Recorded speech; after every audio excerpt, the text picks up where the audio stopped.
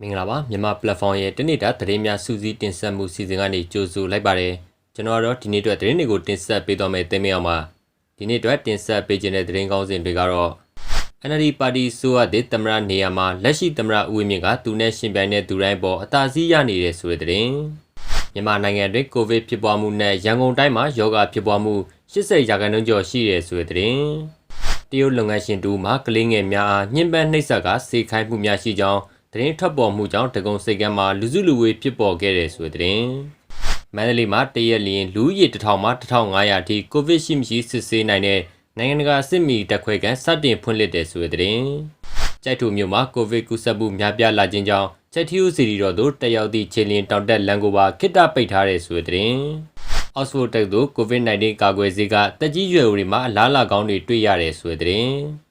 ဆင်းရဲတဲ့နိုင်ငံတွေထံကအကျွေးဒေါ်လာ 1.8 ဘီလီယံတရုတ်လျှော့ချပေးတဲ့ဆိုတဲ့သတင်းစတာတွေပဲဖြစ်ပါတယ်ပထမအဆုံးအနေနဲ့တင်ဆက်ပေးခြင်းတဲ့သတင်းတစ်ပုဒ်ကတော့ NLD ပါတီဆိုရတဲ့သမရနေရာမှာလက်ရှိသမရဦးဝင်းမြင့်ကသူနဲ့ရှင်ပြိုင်တဲ့သူတိုင်းပေါ်တာစည်းရနေတဲ့ဆိုတဲ့သတင်းကိုတင်ဆက်ပေးကြပါမယ်NLD ပါတီဆိုရတဲ့နိုင်ငံတော်သမရနေရာမှာလက်ရှိသမရဦးဝင်းမြင့်ကသူနဲ့ရှင်ပြိုင်တဲ့သူတိုင်းပေါ်တာစည်းရနေတယ်လို့အမျိုးသားဒီမိုကရေစီဖွဲ့ချုပ်ပါတီရဲ့ပြောရေးဆိုခွင့်ရှိသူဒေါက်တာမျိုးညွန့်ကမြန်မာ platform ကိုပြောပြချက်ရသိရပါတယ်NLD ပါတီရဲ့ဒုတိယအစိုးရတပ်တန်းအတွက်ပြင်ဆင်ထားရှိမှုခြေအနေများနဲ့ဆက်လက်ပြီးမြင်းမြန်ချက်ကိုပါတီရဲ့ပြောရေးဆိုခွင့်ရှိသူကပြန်လည်ဖြေကြားခဲ့တာပါ။သမ္မတကြီးဦးဝင်းမြင့်ကအရေးချင်းရှိတဲ့သူနိုင်ငံရေးအတွေ့အကြုံဥပဒေပညာတွေရှိတယ်။သူ့မှာပြည်သူ့လွှတ်တော်ဥက္ကဋ္ဌနိုင်ငံတော်သမ္မတကြီးစတဲ့တာဝန်တွေထမ်းဆောင်ခဲ့တဲ့အတွေ့အကြုံတွေရှိတယ်။ဒါဟာသူနဲ့ရှင်ပြိုင်တဲ့သူတိုင်းအပေါ်မှာအသာစီးရနေတယ်လို့ဒေါက်တာမျိုးညွန့်ကပြောပါတယ်။ NLD ပါတီအနေနဲ့အစိုးရအသစ်ဖွဲ့စည်းမှုပုံစံကိုမပြောနိုင်သေးတော့လဲလာမယ့်အစိုးရအသစ်ဖွဲ့မှာလူပုဂ္ဂိုလ်ကိုမစင်စားပဲတိုင်းပြည်နယ်လူမျိုးအတွက်ဘလောက်လုပ်ပေးနိုင်တယ်လဲဆိုတဲ့ပုံမှာမူတည်ပြီးစဉ်းစားနေတယ်လို့ဆိုပါတယ်။ပြည်내အစိုးရအဖွဲ့ရဲ့ဝန်ကြီးချုပ်နေရာများမှာတိုင်းရင်းသားများကိုဦးစားပေးသွားမှာဖြစ်တယ်လို့သိရပြီးရန်ကုန်ဝန်ကြီးချုပ်နေရာကိုတကယ်အရေးချင်းရှိပြီးနိုင်ငံရေးဝမ်းစာပြည့်တဲ့သူကိုသတ်မှတ်ထားတယ်လို့သိရပါတယ်။နိုဝင်ဘာလ10ရက်နေ့ကကျင်းပပြုလုပ်ခဲ့တဲ့2020ပြည့်နှစ်ထွေထွေရွေးကောက်ပွဲမှာ NLD ပါတီအနေနဲ့နေရာ900ကျော်အနိုင်ရရှိခဲ့ကပါတီတစ်ခုတည်းအနေနဲ့အစိုးရဖွဲ့နိုင်သည့်သတ်မှတ်ချက်ကိုကျော်လွန်ကရရှိခဲ့တာလည်းဖြစ်ပါတယ်။ဒုတိယသတင်းတစ်ပုဒ်အနေနဲ့မြန်မာနိုင်ငံတွင်ကိုဗစ်ဖြစ်ပွားမှုနဲ့ရန်ကုန်တိုင်းမှာယောဂဖြစ်ပွားမှု80%ကျော်ရှိတယ်ဆိုတဲ့သတင်းကိုတင်ဆက်ပေးကြပါမယ်။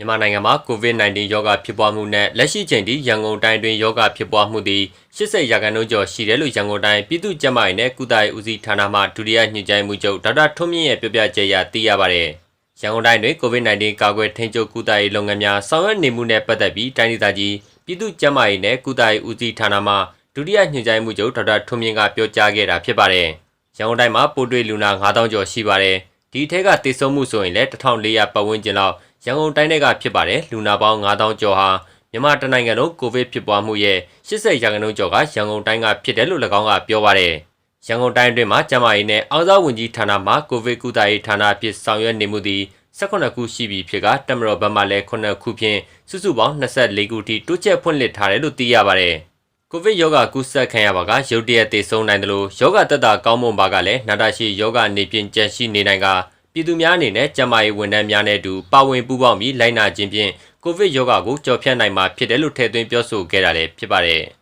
တတိယသတင်းပုံအနေနဲ့တရုတ်လုပ်ငန်းရှင်တူမှကလေးငယ်များအားညှဉ်းပန်းနှိပ်စက်ကစေခိုင်းမှုများရှိကြောင်းသတင်းထွက်ပေါ်မှုကြောင့်တကုံစိတ်ကမ်းမှာလူစုလူဝေးဖြစ်ပေါ်ခဲ့တဲ့ဆိုတဲ့သတင်းကိုတင်ဆက်ပေးကြပါမယ်။ရန်ကုန်တိုင်းတကုံစိတ်ကမ်းမြို့နယ်တွင်ရှိပေါမုံနဲ့ပေါက်စီလုပ်ငန်းလုပ်ကိုင်သောတရုတ်လုပ်ငန်းရှင်တူကကလေးငယ်များကိုလှောင်ပိတ်ပြီးညှဉ်းပန်းနှိပ်စက်ကအလုပ်စေခိုင်းမှုများရှိကြောင်းသတင်းထွက်ပေါ်မှုများကြောင့်လူစုလူဝေးဖြစ်ပေါ်ခဲ့တယ်လို့သိရပါတယ်။ရန်ကုန်တိုင်းတကုံစိတ်ကမ်းမြို့နယ်89ရပ်ကွက်မက်ကင်လမ်းရှိပမုံနဲ့ပေါက်စီလုပ်ငန်းလုပ်ကိုင်တဲ့တရုတ်လုပ်ငန်းရှင်တူကကလေးငယ်တွေကိုလှောင်ပိတ်ပြီးညှဉ်းပန်းနှိပ်စက်ကအလုပ်စေခိုင်းခဲ့တယ်လို့နိုဝင်ဘာလ19ရက်နေ့ကသတင်းထွက်ပေါ်ခဲ့ရာကလူစုလူဝေးဖြစ်ပေါ်ခဲ့တာပါ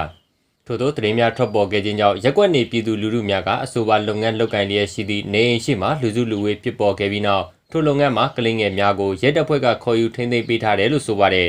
အဆိုပါလုပ်ငန်းမှာအလုပ်လုပ်ကိုင်နေတဲ့ကလေးလူသမား18ဦးနဲ့အလုပ်ရှင်တို့မှာမြို့နယ်ရဲစခန်းမှာရောက်ရှိနေပြီဖြစ်ပြီးအသက်မပြည့်သောကလေးငယ်တွေကိုပါအလုတ်ခိုင်းစေမှုရှိတာကြောင့်ဥပဒေအရအရေးယူမှုတွေလှုပ်ဆောင်သွားမယ်လို့ရဲတပ်ဖွဲ့ရဲ့ပြောပြချက်အရသိရပါတယ်။ရက်ကွက်နေပြည်သူလူထုတွေရဲ့တောင်းဆိုချက်အရယနေ့နေ့လယ်ပိုင်းအချိန်ထိရက်ကွက်နေပြည်သူလူထုချို့ပါဝင်ရဲတပ်ဖွဲ့ဝင်များကအဆိုပါလုပ်ငန်းနေအိမ်တွင်သို့ဝင်ရောက်ရှာဖွေခဲ့တော့လဲပိတ်လောင်ခံထားရသည့်ကလေးများထပ်မံတွေ့ရှိခြင်းမရှိတော့တာလည်းဖြစ်ပါတယ်။မန္တလေးမှာတရက်လျင်လူဦးရေ1000မှ1500အထိကိုဗစ်ရှိမရှိစစ်ဆေးနိုင်သည့် နိုင်ငံတကာစစ်မီတက်ခွဲကန်စတင်ဖွင့်လှစ်တဲ့ဆိုတဲ့သတင်းကိုတင်ဆက်ပေးကြပါမယ်။မန္တလေးမှာတရက်လျင်လူဦးရေ1000မှ1500အထိကိုဗစ်ရှိမရှိစစ်ဆေးနိုင်တဲ့နိုင်ငံတကာစစ်မီ Biosafety Level 2+ အဆင့်ရှိ Public Health Laboratory တက်ခွဲကန်အဆောက်အုံသစ်စတင်ဖွင့်လှစ်လိုက်ပြီးဖြစ်တယ်လို့သိရပါတယ်။ကျန်းမာရေးနဲ့အားကစားဝန်ကြီးဌာနနဲ့မန္တလေးတိုင်းအစိုးရအဖွဲ့တို့ရဲ့လက်ညွှန်ကြီးကြပ်မှုနဲ့နိုင်ငံတကာစစ်မီ Biosafety Level 2+ အဆင့်ရှိ Public Health Laboratory တက်ခွဲကန်အဆောက်အုံသစ်ဟာမန္တလေးမြို့ပြဖွံ့ဖြိုးတိုးတက်ရေး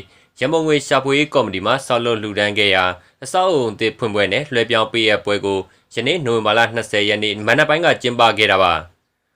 အဆိုပါတက်ခွဲကန်မှာနိုဝင်ဘာလ16ရက်နေ့မှစတင်ပြီးလက်ခံဆောင်ရွက်မှုများပြုလုပ်နေပြီဖြစ်ကာ COVID-19 ရောဂါရှိမရှိစစ်ဆေးမှုကိုတစ်နေ့လျှင်လူဦးရေ1000မှ1500တိစစ်ဆေးပေးနိုင်တယ်လို့သိရပါတယ်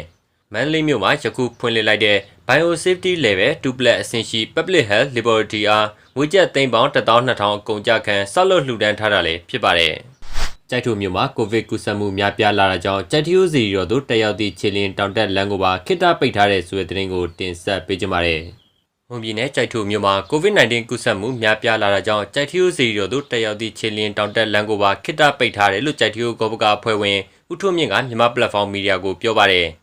ကြိုက်ထုမှာနိုဝင်ဘာလ1ရက်နေ့ကနေ18ရက်နေ့အထိကိုကြိုက်ထုတစ်မျိုးလုံး88ဦးကိုဗစ်ကူးစက်ခံရတဲ့ကင်မိုစကန်တို့မှလည်းအများကြီးဖြစ်နေတယ်ဖျားဘူးတွေလည်းလာနေတော့ခြေလင်လန်းကိုပြန်ထိန်းလိုက်တဲ့သဘောပါတောင်ပေါ်မှာနေထိုင်တဲ့ဝန်ထမ်းတို့အုပ်ချုပ်ရေးပိုင်းတို့တရားဝင်နေထိုင်တဲ့သူတွေလောက်ပဲအသွားလာရှိတော့တယ်လို့ပြောပါတယ်ဒါအပြင်တောင်ပေါ်မှာလည်းစစ်ဆေးစကန်ဖွင့်ကစစ်ဆေးလျက်ရှိပြီးလူစိမ်းဆိုရင်ပေးဝင်မခံတော့ဘူးလို့လည်းထပ်လောင်းပြောကြားထားပါတယ်လက်ရှိမှာနိုဝင်ဘာနောက်ဆုံးပတ်မှစတင်က Stay at Home သတ်မှတ်ထားခြင်းမရှိတဲ့တိုင်းပြည်နယ်တွေကတကိုးကြီးဖျားပထိုးစေတီတွေကိုလူဦးရေကန့်သက်ချက်ဖြင့်ပြန်လည်ဖူးမြောက်ခွင့်ပြုသွားမှာဖြစ်တယ်လို့ COVID-19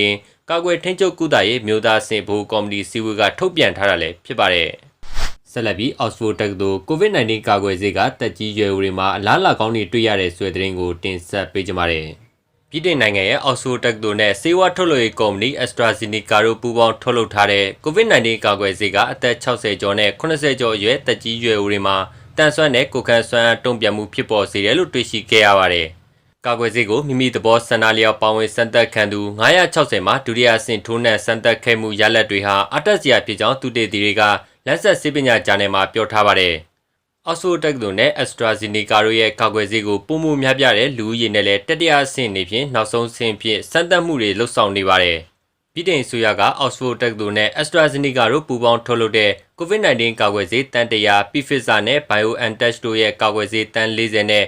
မိုဒါနာကာကွယ်ဆေး9တန်းကိုမှာကြားထားပြီးဖြစ်ပါတယ်။ယခုသတင်းပတ်အတွင်းမှာပင်တရုတ်နိုင်ငံမှာထုတ်လုပ်ထားတဲ့ COVID-19 ကာကွယ်ဆေးတစ်မျိုးဟာအလဲအဆင့်စမ်းသပ်မှုရအောင်မြင်မှုရှိခဲ့ကြောင်းတွေ့ရတယ်လို့သူတေသီတွေကပြောပါတယ်။နောက်ဆုံးဆင့်စမ်းသပ်မှုတွေရဲ့စောပိုင်းရလဒ်တွေကိုလာမယ့်သတင်းပတ်များအတွင်းသိရှိနိုင်မယ်လို့ခန့်မှန်းထားတာလည်းဖြစ်ပါတယ်။နောက်ဆုံးသတင်းတစ်ပုဒ်အနေနဲ့ဆင်းရဲတဲ့နိုင်ငံတွေထံကအကျွေးဒေါ်လာ1.8ဘီလီယံတရုတ်လျှော့ချပေးတဲ့ဆိုတဲ့သတင်းကိုတင်ဆက်ပေးကြပါမယ်။